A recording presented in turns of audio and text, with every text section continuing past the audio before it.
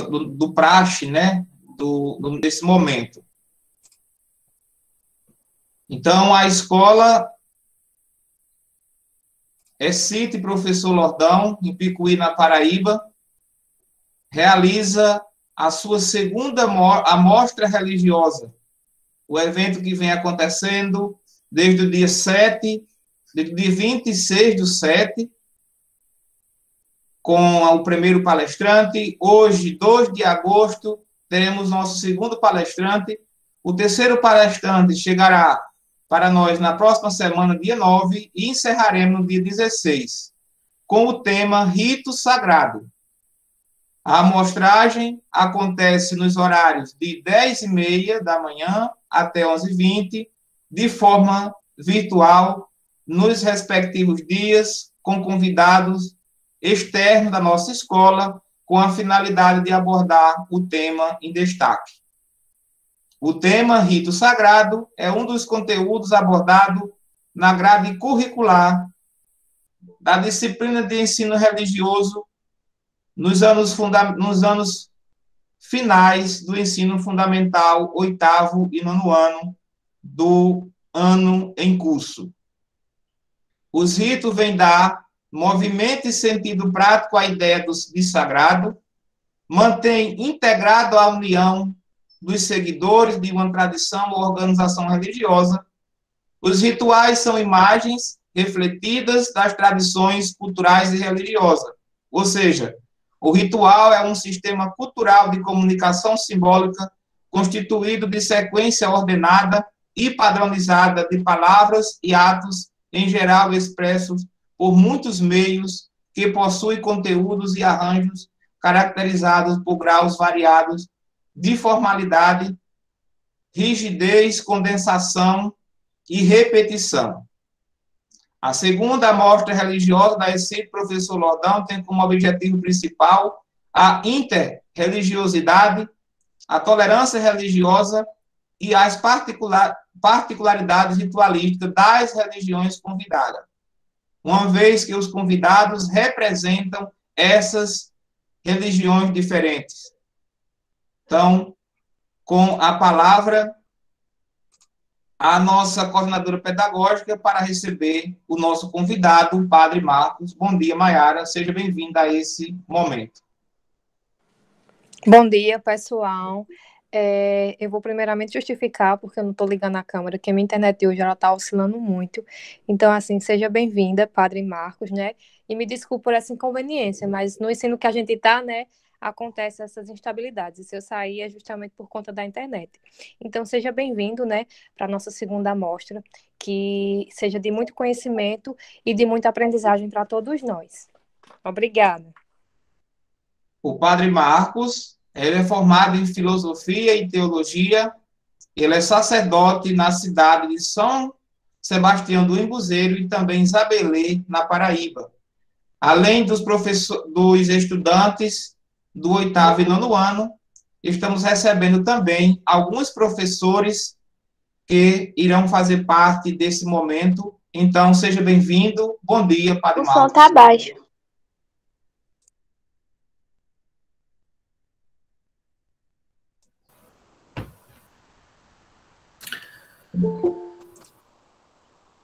Bom dia a todos. Estão me ouvindo com sim. a boa audição? Ok. Perfeito.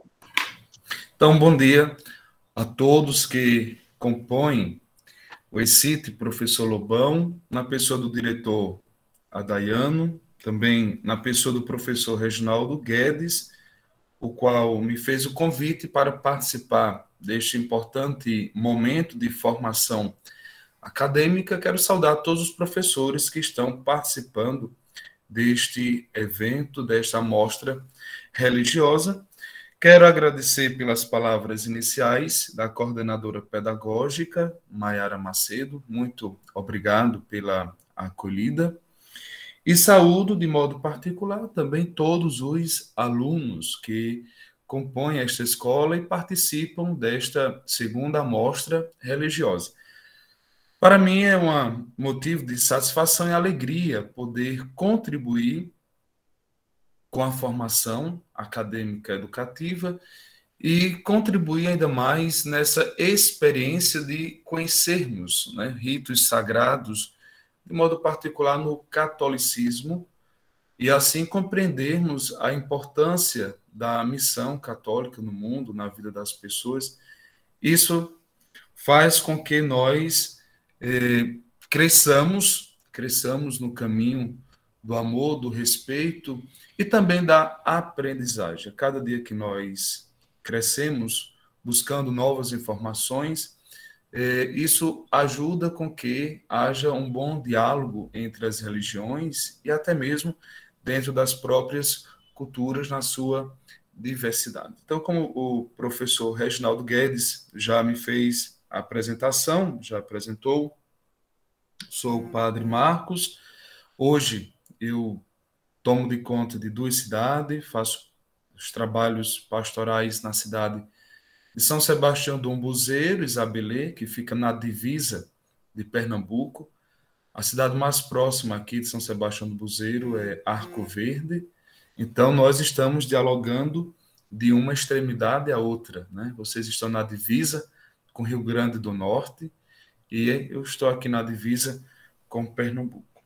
Mas o importante é que nós, nesta manhã, saibamos produzir, e eu deixo à vontade, eu vou falando, né? Eu vou expressando o que nós preparamos sobre ritos sagrados, mas em um determinado momento eu posso deixar livre, à vontade, para que alguém possa manifestar alguma pergunta, algum interesse, não tem nenhum problema. Estamos aqui para partilharmos e termos troca de experiência, tá bom?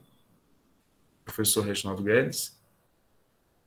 Eu queria também ressaltar da minha alegria de estar recebendo o Padre Marcos, né? O Padre Marcos, ele é conterrâneo, né, lá de Massaranduba, me deixa muito feliz de hoje encontrar, né?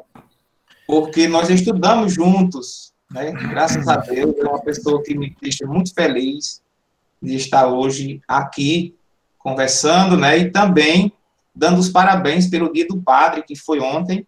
Então, vocês sabem, né, que eu tenho um segmento religioso, sou católico.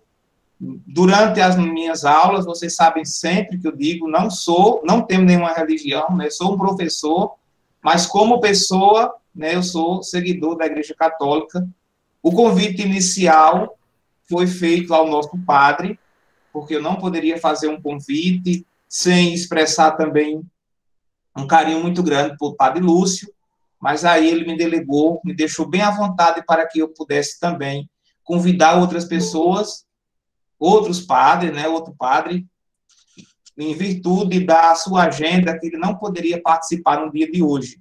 Então, justifico também essa presença ilustre, né, deixando esse momento muito feliz para nós, e de modo muito particular e especial para mim, conterrâneo lá de Massaranduba, a gente se encontrando aqui agora.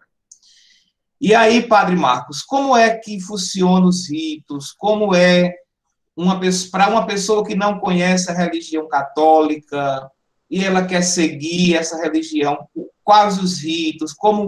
O que é isso? Né? Porque a gente sabe que tem muitos seguidores, mas tem outros que também não seguem a religião católica, né? Professor Reginaldo Guedes e todos os demais participantes, como nós bem sabemos, os ritos da igreja sempre vai nos conduzir para um campo além da nossa própria dimensão humana.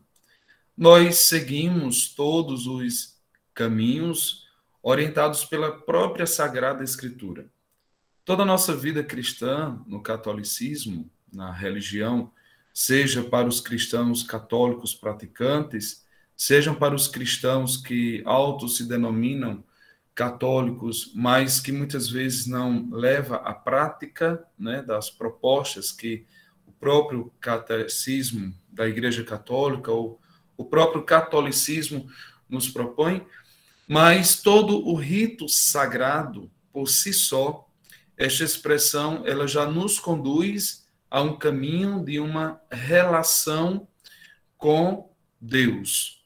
Na Bíblia, nós vamos encontrar o Deus de Israel, o Deus do povo eleito, e diante disso vai vir outros nomes, né, para Deus, Jeová, Javé, El Shaddai, mas lembrando que o primeiro nome é Yahvé, né, na linha dos judeus. Então, nesse caminho do catolicismo, os ritos sagrados sempre vai nos conduzir a esta relação com aquele que conhece o nosso ser, que conhece a nossa consciência, como nós bem aprendemos no catecismo, Deus onisciente, onipresente, né? E Deus está em todos os lugares, Deus conhece o nosso coração, mas diante desse caminho do rito sagrado, a Igreja Católica sempre nos convida a termos uma relação com o divino, eu e Deus, e com o próximo, eu e o próximo, né? Como nós conhecemos no mandamento, nos 2 mandamentos, amar a Deus sobre todas as coisas, que se faz referência aos 3 primeiros mandamentos dos 10, e amar ao próximo como a si mesmo, que segue aos demais mandamentos. Então, aqueles mandamentos, eles não foram abolidos, são as orientações para que nós, cristãos, que confiamos na palavra, possamos seguir as orientações de Deus para que tenhamos uma sociedade organizada, uma sociedade de respeito.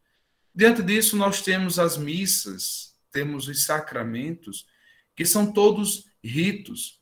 E dentro dessas celebrações, nós temos as particularidades, os rituais. Na missa, nós temos o momento da palavra, temos o momento da Eucaristia, temos o momento da escuta da palavra, onde aquele momento que toda a Assembleia, todo o povo de Deus senta para escutar. Depois o padre proclama o Evangelho, nós sentamos para escutar a explicação, não é, da palavra de Deus, nos atualizando, mas nos conduzindo a viver a palavra de Deus pregada e ensinada há muitos anos, mas trazendo esta palavra para o nosso momento, para a nossa vida atual. Veja como é importante os ritos sagrados. É toda ação que nos conduz a um mistério, o mistério de Deus que age em nossa vida, concretizando. O batismo é um rito, o matrimônio é um rito, o sacramento da ordem é um rito, o sacramento da unção dos enfermos é um rito, ou seja, é um rito que transparece uma passagem para uma nova ação, uma nova atitude. Então, ser católico é, antes de tudo, acreditar, confiar. E 3 verbos que eu gosto muito e que se faz presente na própria Sagrada Escritura, se nós olharmos e prestarmos atenção, né? É escutar, é obedecer, é testemunhar. Então, assim como vocês tiveram, né, um encontro com um representante indígena, e ele mostrou a sacralidade que existe na própria comunidade indígena, nos próprios ritos, veja, nas próprias celebrações, a motivação que eles têm para oferecer a vida deles, os trabalhos, até como forma de agradecimento ou libertação de algo que esteja prejudicando aquela comunidade. A nossa vida cristã, todos nós, católicos, temos também esses ritos, que é justamente para nos ajudar neste diálogo entre o eu e o tu, entre eu e Deus, Deus e eu.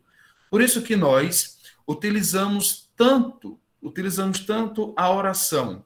O diálogo com o divino é a oração, é a fé, é acreditar nesta força superior, porque aí quando se fala em nomenclatura, cada um fala sobre, eu falo fé, a Igreja Católica fala fé. Alguém vai dizer que é uma força superior, outra pessoa vai dizer que é uma energia positiva. Então, cada um vai procurar a sua nomenclatura para falar desta ação positiva que nós realizamos de diálogo para com o divino, o qual nós, cristãos católicos, falamos para Deus. Então, quando nós falamos em fé, eu vou pegar aqui alguns elementos. Eu gostei muito da fala do professor Reginaldo Guedes, né? Eu respeito todas as demais religiões, mas no momento eu vou ter que utilizar a Bíblia para exemplificar com mais força, com mais ênfase. E lembrando que a Bíblia tanto pode ser lido por quem professa alguma fé, alguma religião, como também quem não tem religião nenhuma. Você pode ler a Bíblia por um aspecto de estudo histórico, e a partir daí você vai conhecendo, né, as demais ações de Deus na vida. Então, em Hebreus, capítulo 11, versículo 1 e versículo 2, vai dizer: a fé é a garantia dos bens que se esperam, a prova das realidades que não se veem.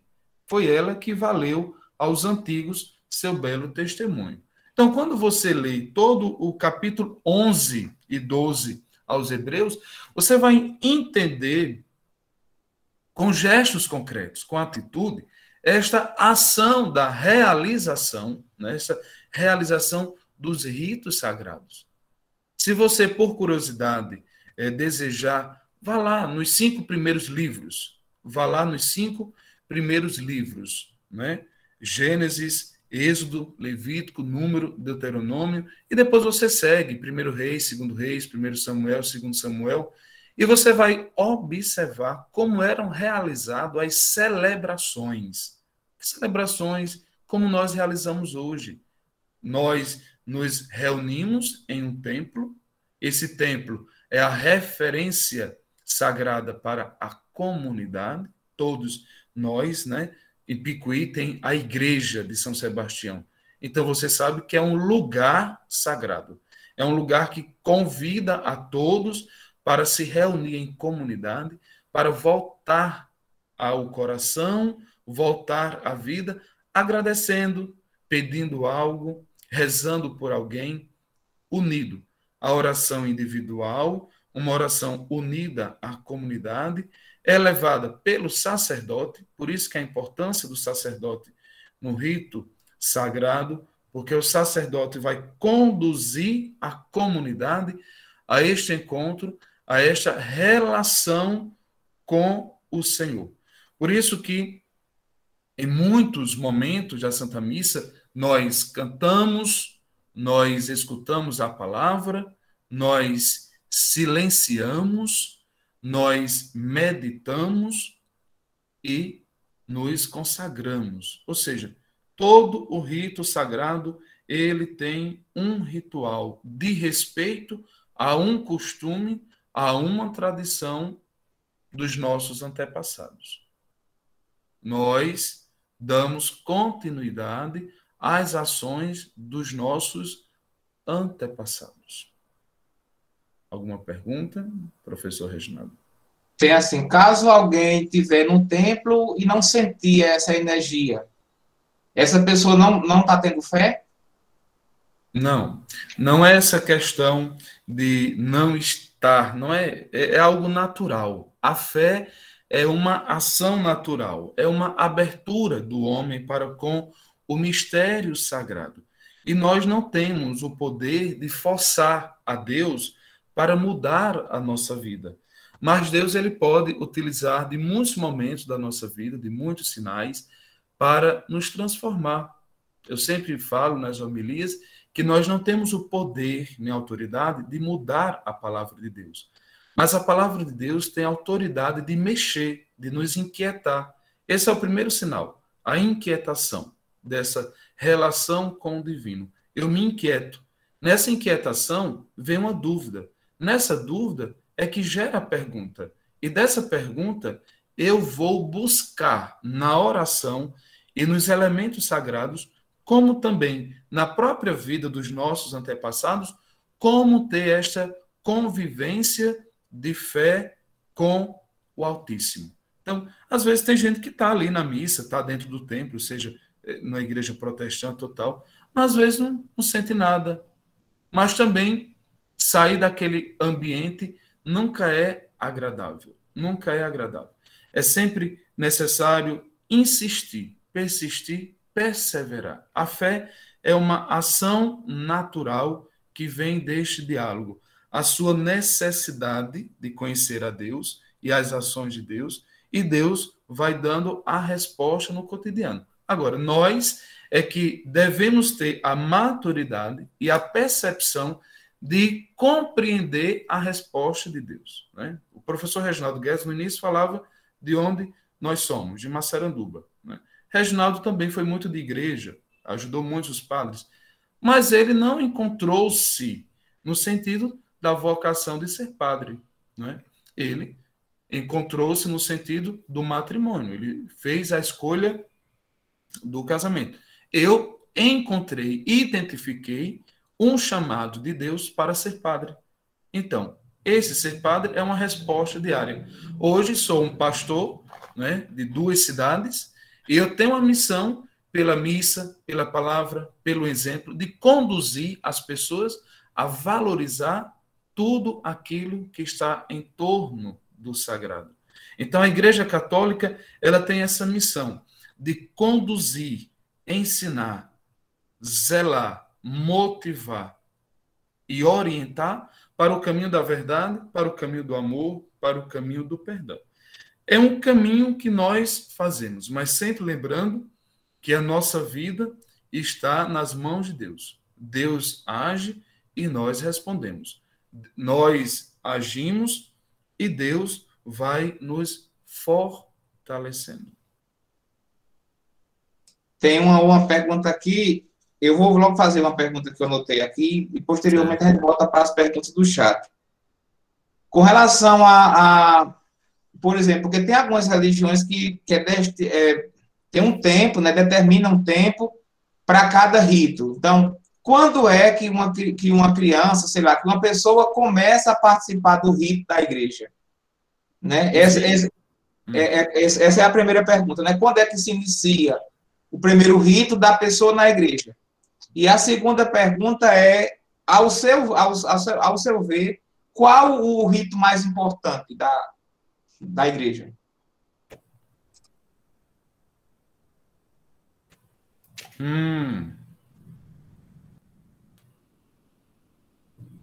Vamos lá. Qual o rito mais importante da igreja e quando se começa, né, a vida, né, na igreja? Para nós católicos, para a Igreja Católica, nós já motivamos que se começa a partir da infância, né? Mas o primeiro rito, que se chama o rito do acolhimento, é o rito do batismo, o sacramento do batismo. Nós somos acolhidos, somos confirmados pelo batismo, né? Quando o pai e a mãe traz a criança para ser batizado, o padre pergunta: querido pai e mãe, o que vocês hoje pedem à Igreja de Deus para o seu filho ou a sua filha? E o pai e a mãe respondem: o batismo e a fé. O batismo é a celebração. A fé é o que, através da celebração e da unidade com a comunidade, iremos fortalecer na vida daquela criança para que ela possa dar testemunho dentro desta comunidade que os pais trouxeram para ser batizado, né? Então, já no rito do batismo, nós somos acolhidos a darmos uma resposta todos os dias, dentro das nossas coerências, responsabilidades, e dando uma resposta ao chamado de Deus, que todos os dias é testemunhar a sua presença, a sua ação e a sua vida em nossa vida cotidiana. Então, o rito do batismo, ele é essa ação de acolhimento. É até importante eu dizer isso a vocês, porque quando a gente chega numa igreja, igrejas onde nós passamos, a gente sempre encontra uma pia batismal na porta da igreja. Não está errado. É porque justamente aquela pia batismal simboliza a acolhida. Estamos acolhendo um novo cristão. Então, a porta é o sinal dessa acolhida. O batismo é a primeira porta que nós abrimos para viver e acolher o testemunho e acolher a palavra de Deus para colocar em prática. O rito mais importante da igreja, todos os ritos, eles são importantíssimos, mas a igreja não vive sem a Eucaristia. A Eucaristia é o ponto ápice, é o ponto mais alto de uma comunidade cristã, católica, apostólica, romana. Todos nós nos reunimos em torno da Santa Eucaristia. Por isso que o altar, nas igrejas, ele se encontra no meio, no centro, para dizer que Jesus é o centro da nossa vida. A Eucaristia, o Cordeiro imolado, aquele que se doa. E quando nós o recebemos na Santa Eucaristia, nós nos tornamos um só corpo. E comungamos para que, pós-missa, nós sejamos missionários daquele que nós fomos buscar como verdade, caminho e vida. Então, o centro da igreja, o coração da igreja é a Eucaristia. A riqueza da igreja é a Eucaristia. Tem uma pergunta também que, assim, tem a ver com rito, né? Mas de uma forma mais ampla, né? Eu tenho uma dúvida que sempre quis tirar. A Mona Lisa está fazendo. A Igreja Católica sempre teve a tradição do padre ou freira. Não pode entrar em relacionamento. Como surgiu essa regra? São as famosas pegadinhas. Eu já tinha que me preparar mesmo para essas perguntas. Bem, sempre existiu, né, na igreja, como todos nós bem sabemos, os sacerdotes, eles não são sacerdotes dos nossos tempos modernos. Não foi criado hoje o sacerdócio. O sacerdócio ele está desde o Antigo Testamento, desde o início do mundo, né? Quando Deus ele convocava homens para zelar e cuidar daquele povo, Moisés, Arão, e aí segue, né? Tantos outros sacerdotes.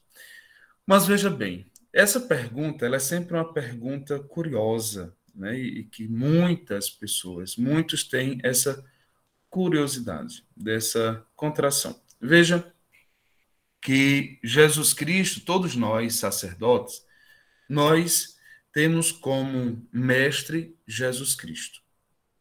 Não vou entrar aqui nos méritos históricos, até porque eu respeito os professores de história quando chegam a esse assunto, né? Por que é que os padres não contraem o casamento, né? E aí muitos professores eles só apenas se dirigem ao campo material dos bens materiais de uma época, de um século, em que a igreja teve um grande domínio de patrimônios, né? Mas lembremos que na própria palavra de Deus, em Mateus, o próprio Jesus vai nos dizer que há muitos que se fazem para servir ao reino de Deus. Há outros que são chamados para servir ao reino de Deus. O que na Bíblia se chama de eunuco, né? Então, um eunuco no passado eram pessoas que eram castrados pelos seus patrões, né? Lá dos seus ambientes. Mas nós não somos nesse sentido, né? De castrado. Nós somos no sentido de renunciarmos renunciar uma outra vida, escutando esse chamado de Deus para servi-lo de forma mais espontânea, mais livre, até porque no próprio Ato dos Apóstolos, os muitos que foram chamados depois dos discípulos já formados, por exemplo, Estevão, que foi chamado, ele se colocou a serviço do reino de Deus para pregar a palavra, para levar o pão para as pessoas. Então, não tem uma data exata, porque o sacerdote, a vida do sacerdote é um mistério de Deus. Então, existem muitas ações que se tornam um mistério de Deus, que, por mais que queiramos dar uma resposta humana, mas nunca chegaremos ao nível do porquê de Deus chamar pessoas para serem padre ou serem freira. Mas, nesse sentido, eu quero dizer que cada pessoa compreende o chamado, se coloca à disposição com muita maturidade. Ninguém é obrigado a ser padre, ninguém é obrigado a ser freira. É uma decisão livre, é uma decisão espontânea. Deus chama, o homem ou a mulher responde para aquela missão que se identifica, tá? Não sei se atingiu a pergunta da pessoa. Tem uma outra pergunta que qual a diferença, qual o diferencial, né, entre evangelismo e catolicismo? Esse diferencial entre o catolicismo e o evangelismo, né, nós temos que lembrar o seguinte: o evangelismo, ele vem próprio do evangelho. Então, eu posso dizer que eu sou um padre evangélico, porque eu anuncio o evangelho de nosso Senhor. Agora, em termos próprios, nós temos que identificar o seguinte: catolicismo e protestantismo. Catolicismo e protestantismo. Todos nós sabemos que o protestantismo surgiu a partir dos protestos de Martim Lutero. E a partir de Martinho Lutero, que era um padre da Igreja Católica, veio Calvino, que aproveitou as revoltas de Martinho Lutero e começou a desenvolver. Por isso que nós temos a Igreja Luterana, a Igreja Calvinista, e dessas foram chegando igrejas protestantes mais modernizadas, né? A mais nova que chegou no Brasil, por exemplo, a Igreja Assembleia de Deus, que foi fundada por irmãos americanos em Belém do Pará, e depois que foram vindo outras igrejas, né, dos Estados Unidos, como a Quadrangular, teve como fundadora uma pastora americana, mas as tradicionais mesmo, a Igreja Católica veio, né, primeiro, o calvinismo, o luteranismo, tá bom? Então, a diferença da nomenclatura: catolicismo, nós temos um Papa, nós temos Cristo como fundador, temos os apóstolos, temos o Papa como vigário de Cristo, temos os bispos como sucessores dos apóstolos, os padres colaboradores dos apóstolos, dos bispos, tá bom? E o protestantismo surgiu a partir de pessoas que não queriam estar em comunhão com a Igreja Católica. Então, diante de fatos históricos de uma época, cada um escolheu o seu caminho. Mas a Igreja Católica, ela continua sempre pregando o que é necessário pregar. As mulheres podem exercer o cargo de padre na igreja? Esse assunto... Sim. Geralmente esse assunto ele se torna polêmico porque já por 3 vezes se volta esse assunto na igreja. O Papa João Paulo II deu por encerrado, Bento XVI deu por encerrado, o próprio Papa Francisco deu por encerrado esse assunto. Mas veja bem, o que é que se fala de cargo na igreja? Eu sempre considero que 80%, 85%, 90%, quem está à frente no dia a dia são as mulheres, né? Os padres, os homens. Na própria história, as mulheres sempre seguiram Jesus. Jesus nunca rejeitou. Então, não é que as mulheres não podem, né? Cada pessoa tem a sua função, o seu objetivo, o seu dom. Então, as mulheres são freiras, já têm uma missão. A madre é um cargo dentro do ministério, né, das mulheres responsáveis pelas freiras. É um cargo na igreja. Agora, como vi aí numa pergunta, né, não pode ocupar o cargo de padre? Não, porque os padres, os bispos, são sucessores dos apóstolos. Jesus chamou 12 homens. Esses 12 foram multiplicando para 72 e 72. Hoje nós somos mais de 1 bilhão, né, de católicos espalhados no mundo, entre homens, mulheres, jovens, crianças, para anunciar a palavra de Deus. A mulher continua fazendo a sua parte, zelando, cuidando, né? Por exemplo, quem é mais fácil para uma missa todo domingo? Um homem ou a mulher? Quem é mais fácil para a missa todos os dias? Um homem ou a mulher? Quem é mais fácil de pegar uma vassoura para varrer a igreja? O homem ou a mulher? Né? Então, é necessário entender nessa missão que a mulher tem, né, de estar sempre à frente, né? Temos muitos homens, os homens do texto, mas em muitas outras atitudes, as mulheres, elas se colocam mais à frente, né? O padre sempre vê isto. A direção da igreja, por que não assume a direção da igreja? Mas veja bem, as mulheres, já li aqui, viu, professor Reginaldo Guedes, tá? As mulheres, ela têm o seu caminho, e Mona Lisa, né, eu agradeço pela sua participação, como as das demais pessoas que fazem as perguntas.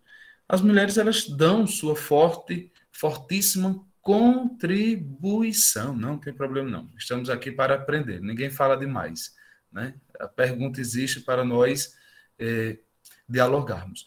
Então, a mulher, ela tem o seu papel fundamental, né? Sempre dizem, tem uma frase que diz assim, atrás de um grande homem existe uma grande mulher, né? Então, não existe essa desigualdade. Nós respeitamos, orientamos, damos funções para que cada um desenvolva a sua competência, a sua afinidade, até porque, por mais que tenhamos muita gente, mas não é muita gente que se adapta àquele momento, àquela realidade, àquela qualidade. Então, descobre-se os dons, as qualidades, os dotes, justamente para que possamos trabalhar em comunhão. Mas ninguém está fora da igreja, ninguém está fora do ato missionário de evangelizar, de ensinar, conduzir e mostrar o caminho para o céu. Professor?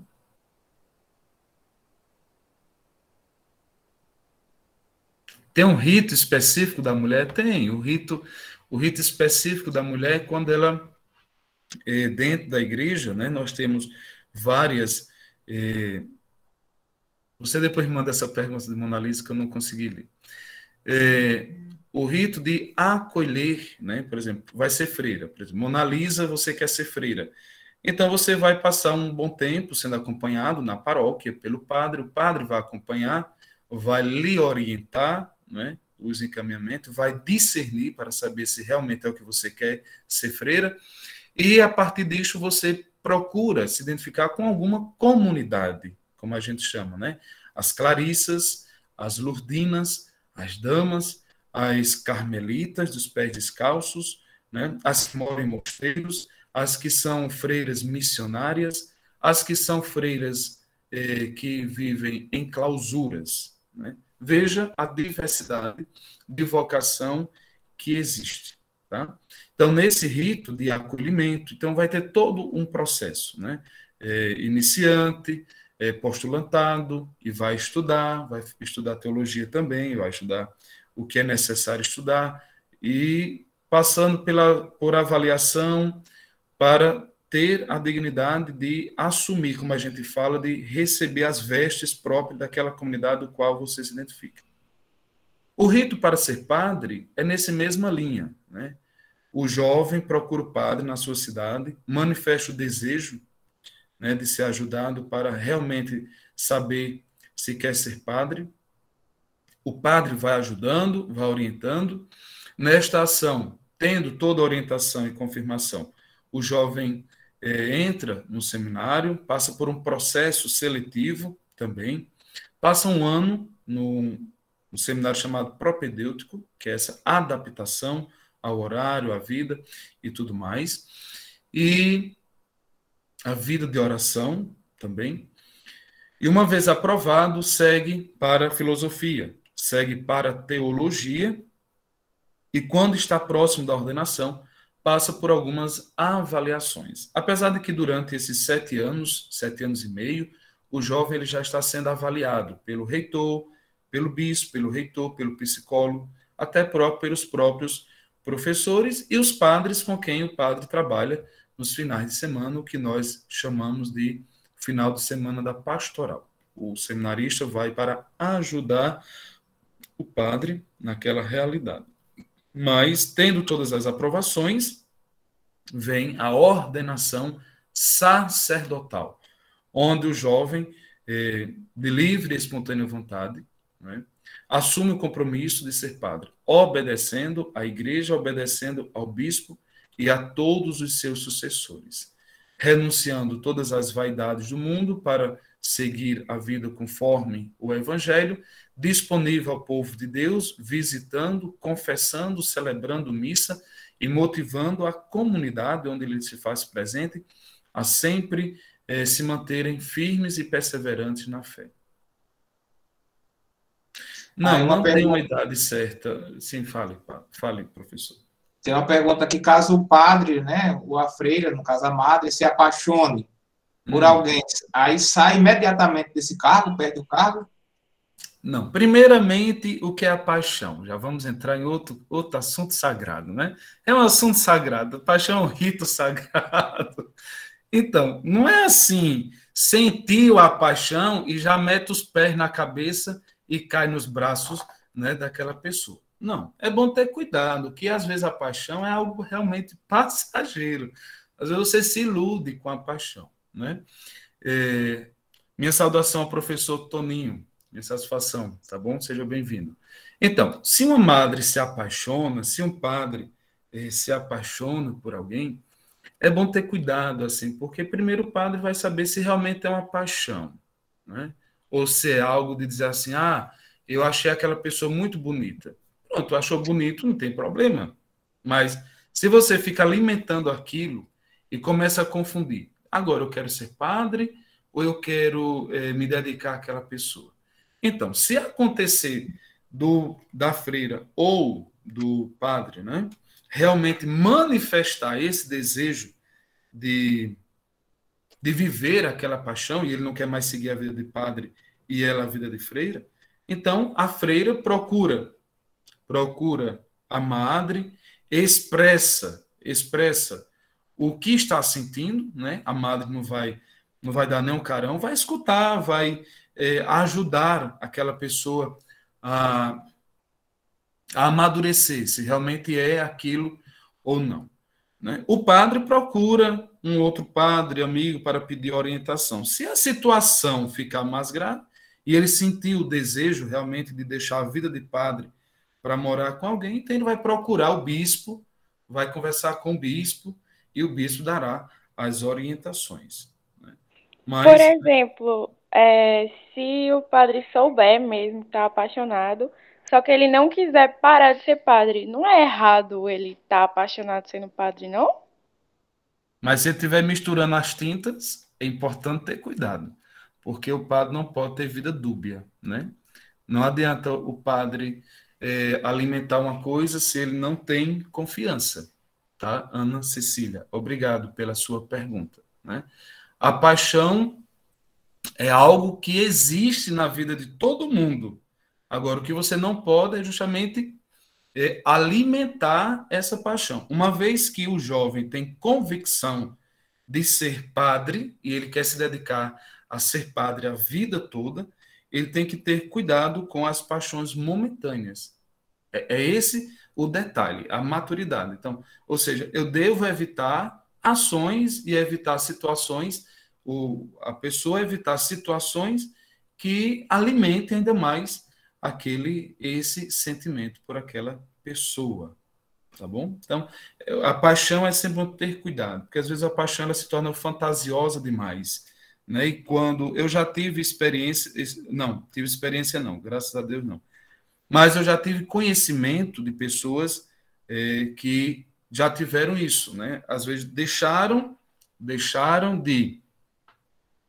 a batina, como a gente fala no popular, deixaram a batina e não deu certo.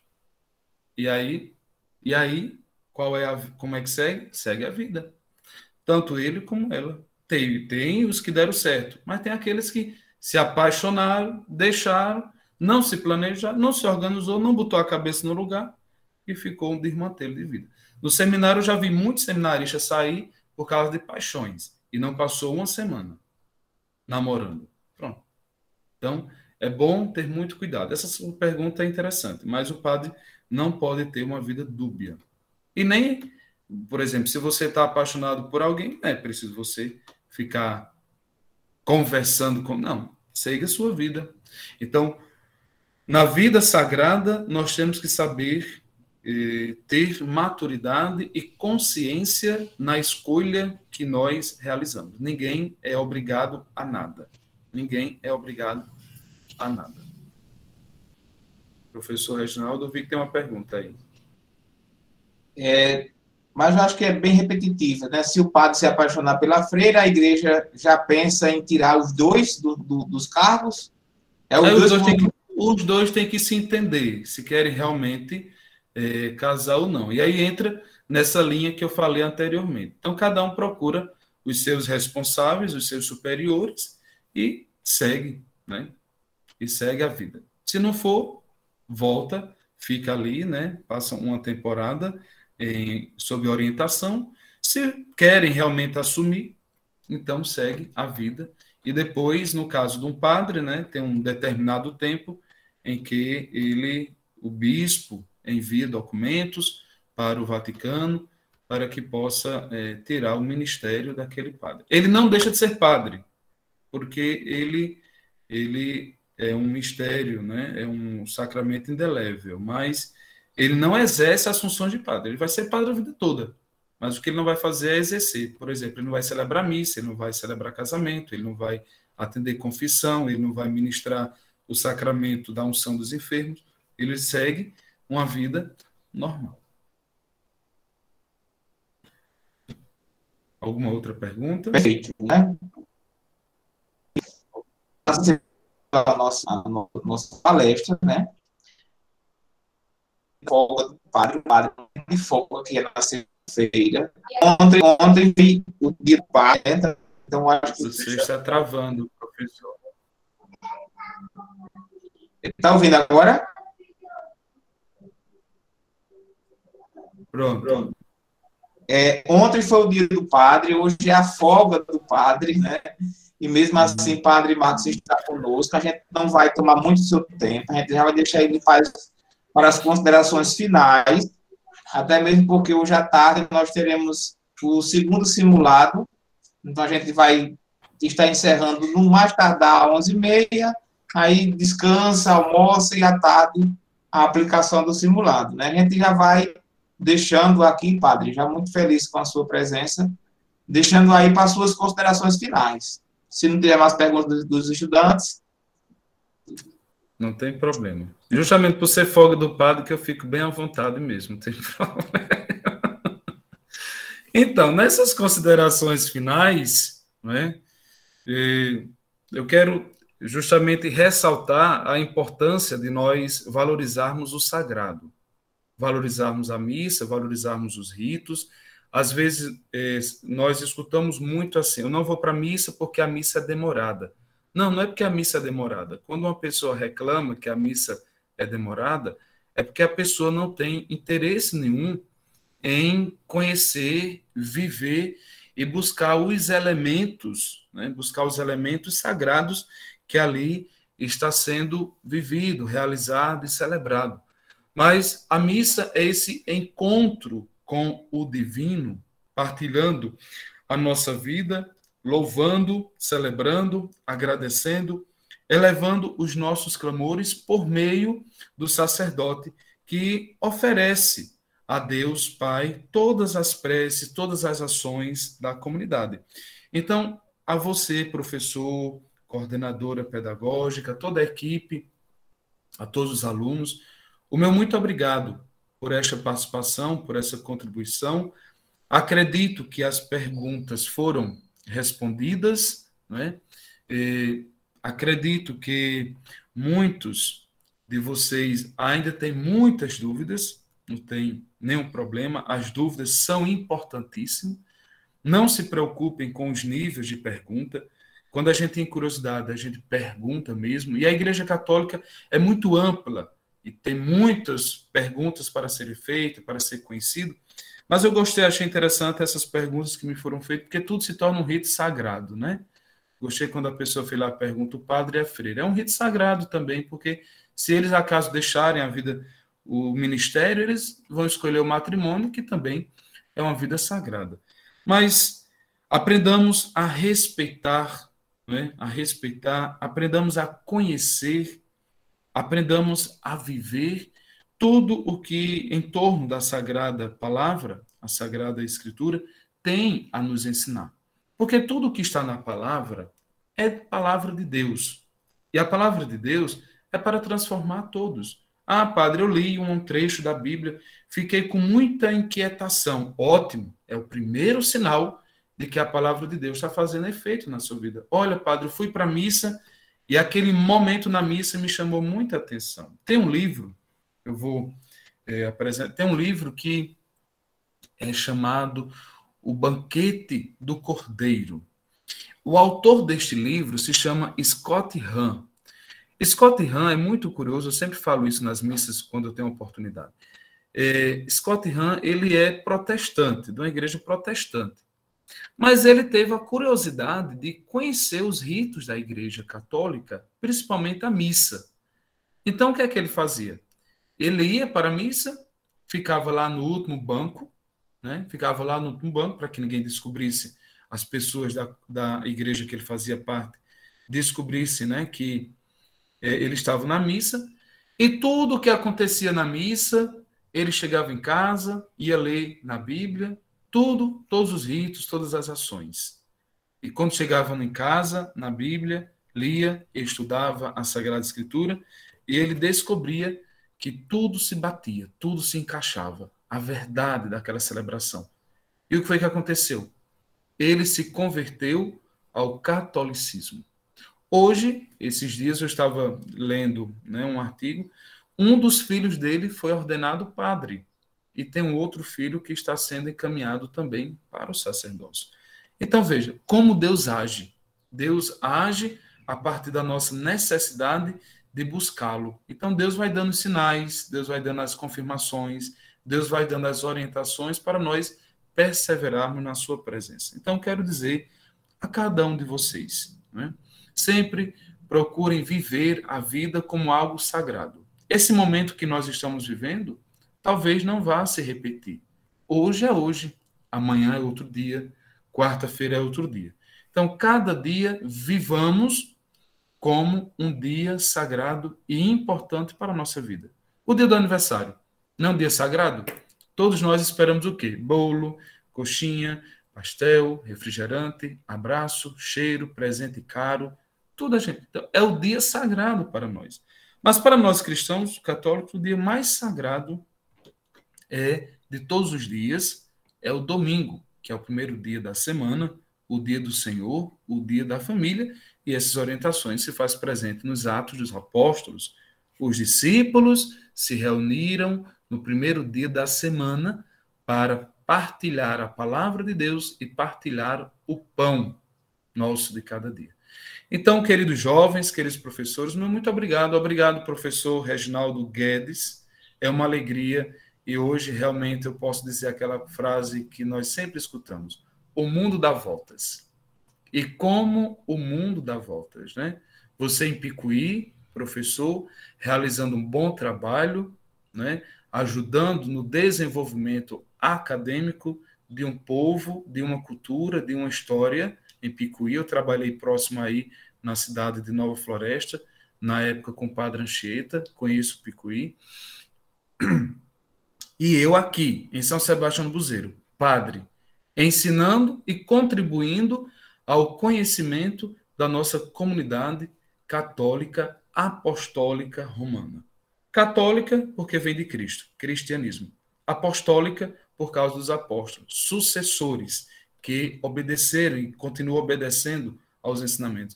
E romana, porque é onde está a nossa sede, a casa-mãe da Igreja Católica, a Cátedra de Pedro, que está em Roma, o menor país do mundo.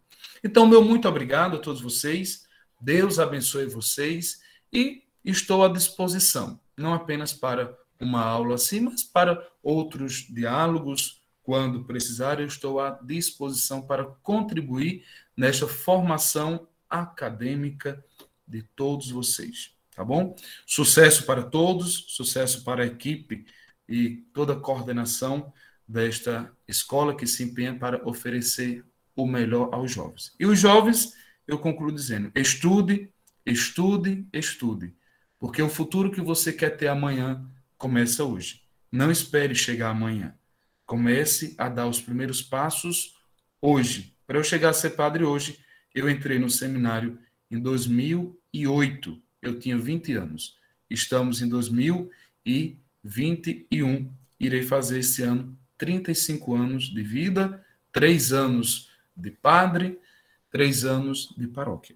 Então, a vida, a gente não espera chegar. a gente faz acontecer. Tá bom? Muito obrigado pela atenção e sucesso para todos. Obrigado, Padre Marcos, né? Damos assim por encerrado o segundo dia da nossa segunda mostra religiosa, ECIP Professor Lordão 2021. A todos vocês, nosso muito obrigado pela presença, pela participação. A gente se vê nas próximas aulas. Fique com Deus. Até mais, Padre Marcos. Deus abençoe. Até a próxima. Adeus. Tchau, tchau. Até outra oportunidade. Tchau. Tchau.